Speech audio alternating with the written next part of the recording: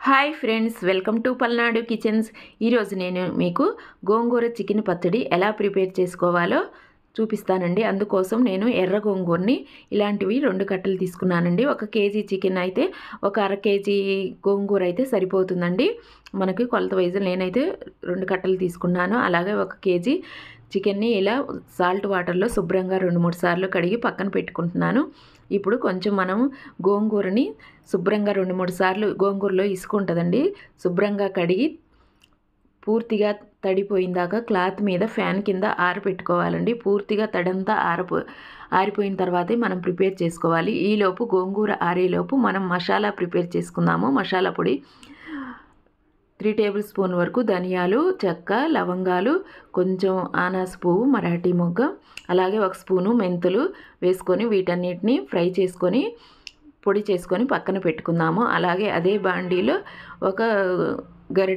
2 గరిటెలు ఆయిల్ వేసుకోవాలండి. మనం దీంట్లో గోంగూరని ఫ్రై చేసుకోవాలండి. ఆయిల్లో గోంగూరని ఫ్రై చేసుకోవాలి.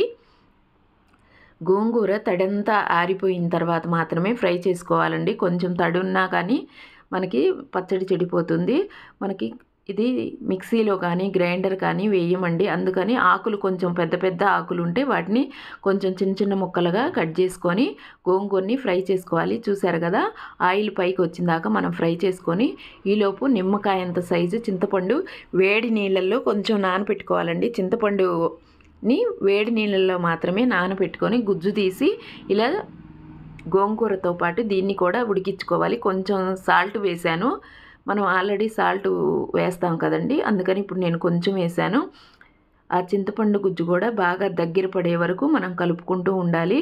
మీకు చింతపండు ఇష్టం లేదు అనుకుంటే లాస్ట్లో మనం అన్నీ కలుపుకున్న తర్వాత 4 నిమ్మకాయలు కట్ చేసి ఆ జ్యూస్ అయినా వేసుకోవచ్చండి.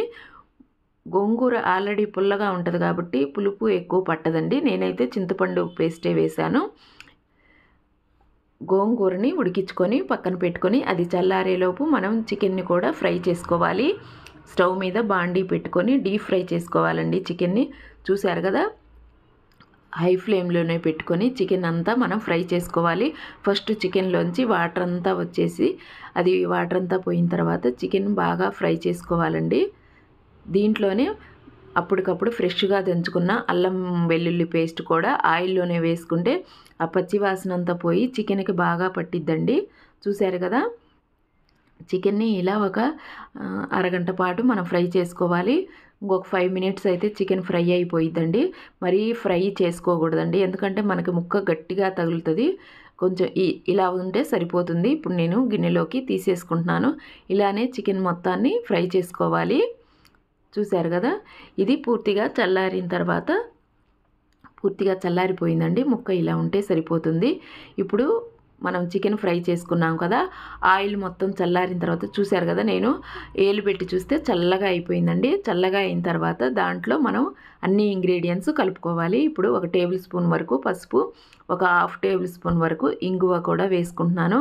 అలాగే దీంట్లోకి సరిపడినంత ఇందాక మసాలా పొడి చేసుకున్నాం కదా, ధనియాలు, చెక్క, లవంగాలు, అవి 3 టేబుల్ స్పూన్ల వరకు వేసాను.